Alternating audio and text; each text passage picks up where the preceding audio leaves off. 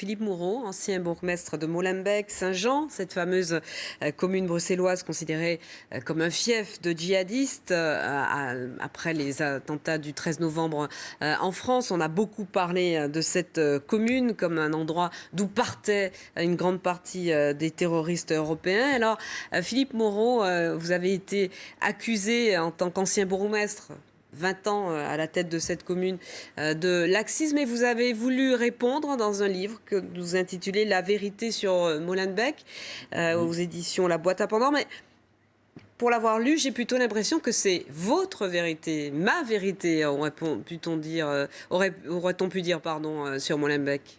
Non, non, je pense que vous avez mal lu parce que je pense que dans ce livre, il y a à peu près 70 à 80% de vérité. Et alors, il y a mes commentaires, il y a mes avis qui représentent 20 à 30% du bouquin. Donc, il y a évidemment une part qui m'est personnelle. Ça va de soi, hein, je ne suis quand même pas inerte. Mais de bout en bout, vous essayez de démonter toutes les accusations qui ont été portées contre vous. Et pardonnez-moi, mais je l'ai bien lu du début à la fin, et j'y ai vu plutôt un exercice de justification de votre part. Je n'en doute pas. Non, j'ai répondu, écoutez, on a raconté partout que j'étais laxiste. Alors on a cité quelques exemples. Ben, je réponds à tous ces exemples. Je vais vous donner quelques éléments simples. Je suis le premier maire de Belgique, le premier bourgmestre, à interdire le voile intégral. Et on dit l'inverse pendant toute une campagne. Je suis le seul maire qui a été directement attaqué par les radicaux. C'est un groupe venu d'Anvers, Charla for Belgium, qui est un de ceux qui a recruté les djihadistes. Ils ont attaqué ma commune quand j'étais maire. Ils m'ont traité d'ennemi. Alors, vous savez, je pourrais en ajouter une série d'autres. Je trouve que vraiment, il y a eu... mais j'ai bien compris pourquoi. On voulait cacher certaines carences policières qui apparaissent de plus en plus, dont je parle modérément dans mon livre, mais qui, ces derniers temps, apparaissent au grand jour. Vous êtes aussi celui auquel on a reproché d'avoir peut-être un peu trop été proche de certains idéologues. Vous parlez d'un intellectuel, Tariq Ramadan, dont vous estimez qu'il est injustement attaqué. Vous avez été proche de Tariq Ramadan. Vous êtes proche aussi de plusieurs responsables religieux avec lesquels vous avez co-géré Molenbeek. Vous l'écrivez vous-même. Non, absolument pas co-géré, ça c'est une légende. Ce qui est vrai, c'est que j'ai notamment eu des relations à 2 ou 3 reprises avec Tariq Ramadan, qui est un personnage que je crois très très important dans la lutte contre le radicalisme.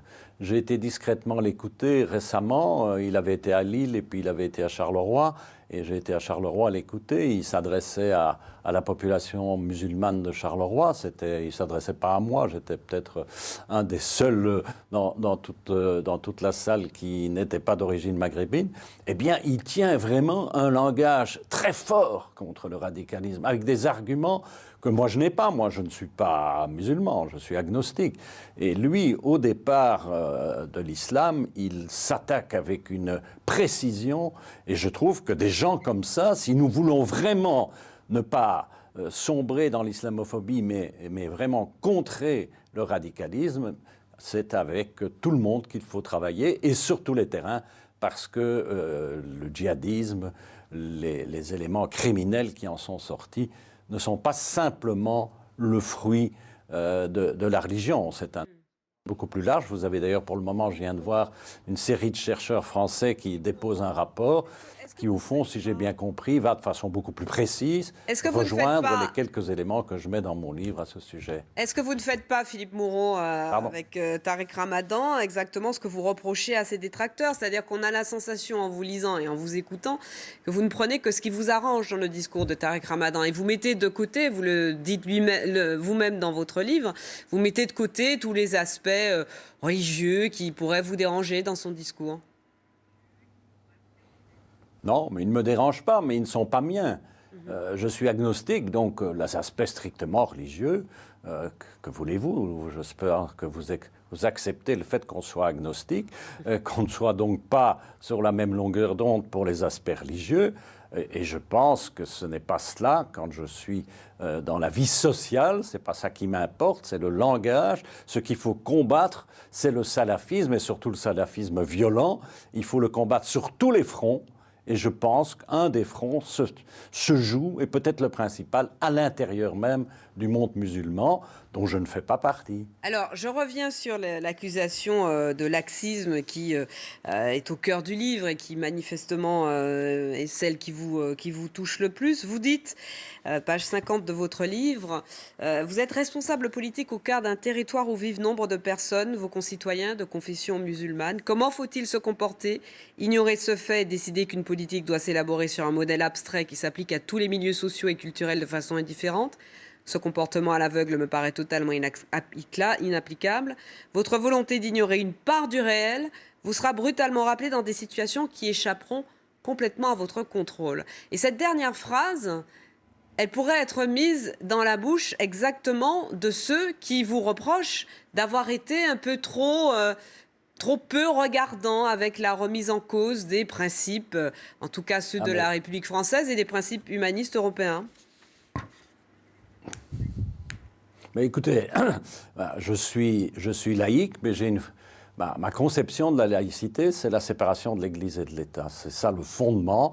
Je suis un laïque de la lignée de Jean Jaurès et pas de la lignée de certaines personnalités politiques actuelles. Et donc, je considère que le fait religieux est un fait social également, qu'on ne peut pas l'ignorer. Et en ce qui me concerne, j'ai toujours lutté contre le radicalisme. Mais je vous rappelle que les 3 dernières années, je ne suis plus au pouvoir. C'est un maire de droite qui a pris le pouvoir. C'est pendant ces années-là que va véritablement se nouer le djihadisme et va se créer la cellule criminelle qui va malheureusement ensanglanter Paris. Enfin, les racines sont un petit peu plus anciennes que ces 3 dernières années. Vous dites oui aux accommodements. Non, pas du tout. Les racines sont liées au conflit syrien, très clairement. Et ça, vous le retrouvez, pas seulement à Molenbeek, vous le retrouvez dans tous les endroits où il y a une forte concentration arabo-musulmane. J'ai fait une comparaison avec la ville de Trappes, la ville française de Trappes, 28 000 habitants, 40 djihadistes. C'est dans les mêmes proportions que celles que vous retrouvez dans des quartiers de Molenbeek qui représentent...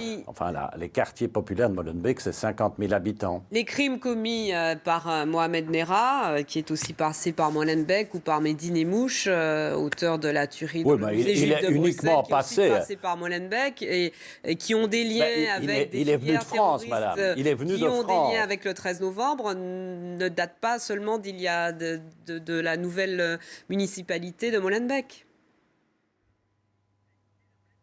Non, je suis désolé, le personnage clé, je le démontre dans mon livre, je pense que tout le monde s'y rallie, le personnage clé qui a recruté à Molenbeek, c'est un certain Abaout. Oui. Abaout va passer au djihadisme et va se déclarer, va apparaître, d'ailleurs sur les écrans, c'est lui qu'on voit tirant des cadavres avec une camionnette en Syrie. C'est un personnage qui apparaît dans les années 2013-2014. Je ne suis plus aux affaires. Mais ça ne veut rien dire, mais vous me direz, ça veut dire simplement que ce phénomène, la manière dont s'est nouée cette cellule criminelle, et malheureusement, à un moment donné, la police avait tout de même repéré ces gens et n'a pas fait ni en Belgique ni chez vous ce qu'il fallait peut-être pour les surveiller. C'est un moment où moi je n'ai plus aucune responsabilité et je n'ai plus connaissance des faits. Est-ce que vous savez qu'il y avait une liste de tous les gens Pendant les 20 années, pardonnez-moi Philippe Moreau, où vous avez dirigé cette... Pendant les 20 années que j'étais là... Vous parlez vous-même il n'y a pas eu de djihadistes, tout simplement. Vous parlez vous-même d'accommodement raisonnable, pratiqué pour faciliter la vie ensemble. Qu'est-ce que c'est un accommodement raisonnable? Eh bien, c'est gentil de me poser la question parce que j'explique bien que je ne suis pas pour les accommodements raisonnables à la québécoise qui mettent en cause la loi, où on peut s'accommoder à la... Mais je dis que dans la vie courante, il y a des accommodements qui, personnellement, ne me gênent pas. Par exemple, si quelqu'un me demande, quand il vient chez moi, que que je lui serve de la viande halal, je vais le faire sans que cela ne me dérange. C'est un accommodement sur le plan humain qui ne me dérange pas. Par contre, je suis totalement opposé à des accommodements qui viseraient à contourner la loi. La loi doit être la même pour tout le monde. Et là-dessus, je ne suis pas d'accord avec mes amis québécois. Est-ce que vous êtes un défenseur, puisque vous vous dites laïque, de la tendance ou de la tradition de Jaurès, est-ce que vous êtes un défenseur intransigeant et permanent des principes d'égalité, par exemple d'égalité entre femmes et hommes, des principes humanistes qui guident l'esprit des Lumières européens? Bien sûr, c'est pour ça que j'ai été le premier à interdire le voile intégral, parce que je considère que le voile intégral a un côté qui est totalement inacceptable par rapport à la conception que j'ai de la femme. Le simple voile islamique qui ne couvre pas le visage, vous savez, ça c'est une coutume qui existe, moi je ne suis évidemment pas partisan de ça, mais je ne suis pas non plus, je ne considère pas ça comme quelque chose qui personnellement me dérange. D'ailleurs, je suis plus tout jeune, donc moi j'ai encore connu une époque où dans les campagnes de Belgique, les dames portaient un fichu. Ça n'était pas en soi quelque chose qui, à l'époque en tout cas, irritait les gens. Je vais vous faire écouter, Philippe Moreau, l'extrait d'une interview qui nous avait été accordée peu après les attentats du 13 novembre à Molenbeek, d'un responsable religieux musulman qui parlait des années, y compris celles pendant lesquelles vous étiez bourgmestre, pendant lesquelles, selon lui, on a trop fermé les yeux. Je vois de quoi il s'agit. À un moment donné, on a fermé les yeux sur des choses qui se passent ici. On n'a pas été intransigeant et clair au travail de certaines personnes. Aujourd'hui, il y a un problème, c'est que l'octroi des visas à des prédicateurs qui viennent de l'étranger, par exemple, de passage sur l'espace Schengen, il y a un moment, il faut contrôler ça. Parce qu'aujourd'hui, un discours donné en arabe classique, avec des versets du Coran et des hadiths, n'est pas compris par tout le monde. On veut banaliser, vulgariser un discours religieux et pour que le jeune sache de quoi on parle. Philippe Moreau, vous êtes toujours avec nous? Philippe Moreau, vous avez entendu ce responsable. Quelle est votre réaction? Oui, bien sûr, je suis assez... Oui, tout à fait. Mais je suis assez d'accord qu'on a sans doute eu tort, et la Belgique a commis une très grave erreur au moment où elle a reconnu la religion musulmane dans les années 70, en accordant à l'Arabie saoudite une sorte de privilège, alors que la plupart des musulmans de Belgique n'appartenaient pas à la tradition wahhabite. Et c'est vrai qu'en matière de visa, mais ce ne sont pas les maires qui accordent les visas, pour le cas, en tout cas pas en Belgique, je pense nulle part. Donc c'est plutôt aux affaires étrangères qu'il faut s'adresser par rapport à cette critique qui est partiellement légitime, que je peux en partie suivre.